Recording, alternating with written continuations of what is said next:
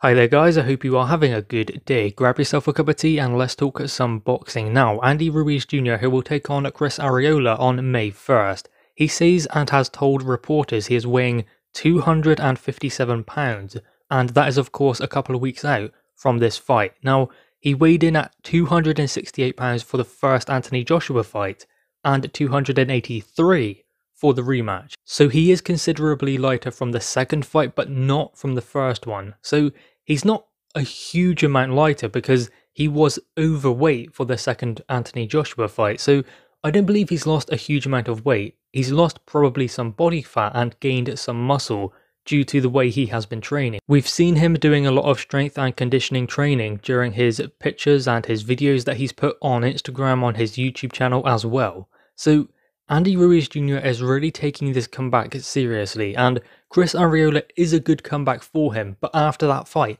if he is able to get the victory, then we need to see where Andy Ruiz Jr. is, because we don't really know how good he is just yet. We knew that he was able to beat AJ, but I mean, did the stars just align? He didn't win the rematch, AJ completely outboxed him, so Ruiz really does have something to prove. He does want to become a two-time heavyweight world champion, and I believe that he could be in that contention, but at the moment, it's about having the right fights at the right time. Arreola is the comeback. Now in this fight, I believe that he will gauge himself to know what weight he wants to be going forwards, and obviously to build that relationship with his new coaches and trainers. That is going to be very important. I think that he's got the right people around him, and if he is unable to stay on track now, then he won't ever be able to. But we have seen a lot more focus and dedication from Andy Ruiz Jr., who said he ballooned up to, what was it, nearly 300 pounds or something close to that. So he really did balloon up after the second Anthony Joshua fight, and he was big during the fight. So Andy Ruiz Jr. has really been on this comeback trail. It hasn't been easy for him, especially after losing the Heavyweight World Championships in his first defense of them.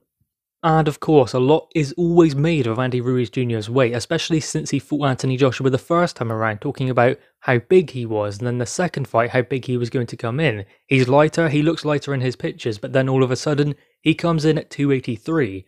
And of course, during this comeback trail, the talk about his weight, is it higher, is it lower? Yes, he's lost weight, but he's put on muscle and all of that. I think that it doesn't necessarily just come down to that.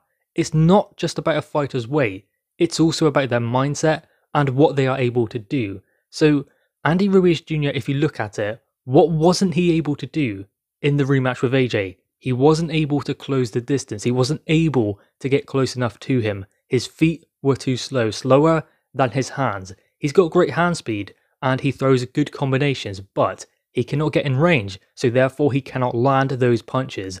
What does he then need to do? Speed his footwork up. Now, you can do that to a certain extent, but it's just one of those things you are gifted with or not. And yes, fighters can develop those shortcomings by doing training exercises and things like that, but there are only certain things that they can do. There are limits to how much they are able to improve those things of which they are lacking. I mean, Ruiz can take a punch.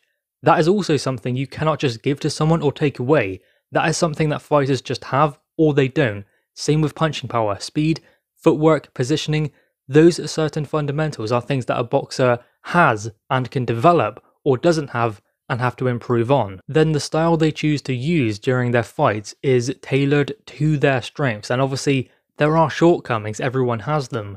Ruiz's is his footwork. Now it doesn't matter what weight he is, as long as that is improved. So as long as he is able to get in range, his weight shouldn't be an issue with regards to that. Of course, being lighter is going to make his feet slightly faster, but again, Ruiz is not the fastest on his feet. We've seen that in the Joe Parker fight. We also saw it in the Anthony Joshua fight, so that is a shortcoming for Ruiz.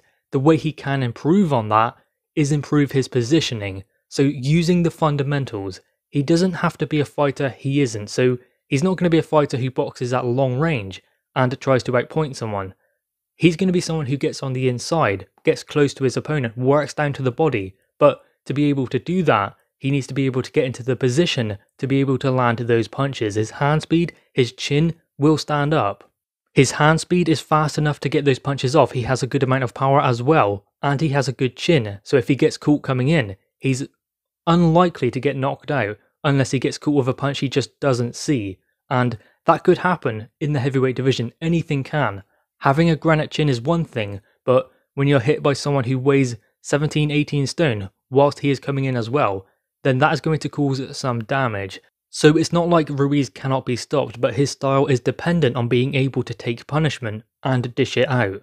And in this Arreola fight, things will be tailored to Arreola. Obviously, he'll have a game plan specific to that opponent, but also there will be things that they are working on. And I'm not expecting a hugely impressive performance from Andy Ruiz Jr. I'm not expecting him to go out there and absolutely blow Arreola away. I think that it will be difficult to begin with because he's settling in with a new trainer, and there are going to be things that they want to try. It is important that he has a few rounds against Arreola. He doesn't want to go in there and stop him in round 1, 2 or 3.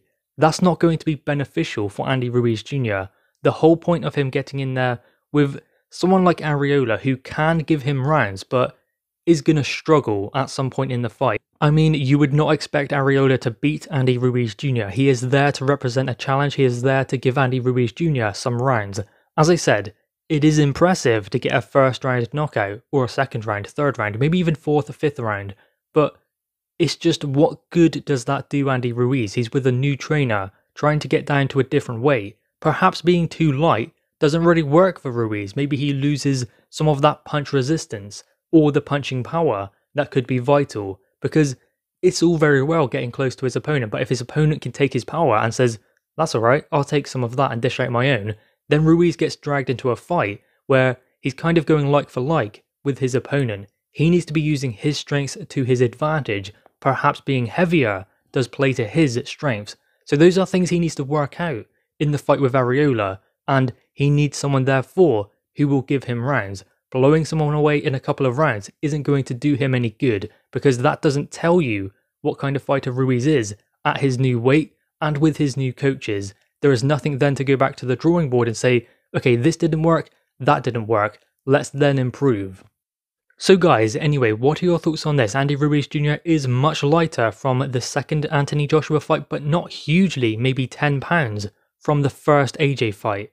I don't think that he wants to be too light, and he doesn't want to be too heavy. That is the important thing about this comeback, to find that optimum weight for him going forwards. And it is also important that he has the rounds in the Arreola fight. Then he can start stepping up and having better fights. Maybe a Joe Parker rematch, a Chisora fight. Chisora fight would be awesome. There could be an Usyk fight. There could be a Joe Joyce fight. There are some good fights there for Andy Ruiz Jr. But first, Arreola is the task on May 1st. He must come through him. Then he can move on to those other guys. Maybe a Wilder fight, although I would not expect Wilder to take that fight considering he hasn't had a comeback just yet. So there are possibilities for Ruiz, but first he has a task on May 1st. Interestingly enough, Joe Parker versus Chisora is taking place on May 1st, so maybe there could be something there, although the winner of that fight is more likely to go on and face the winner of Joe Joyce versus Alexander Usyk. So guys, anyway, drop your thoughts on this in the comments below. Also leave a like and grab that subscribe button. Thanks guys.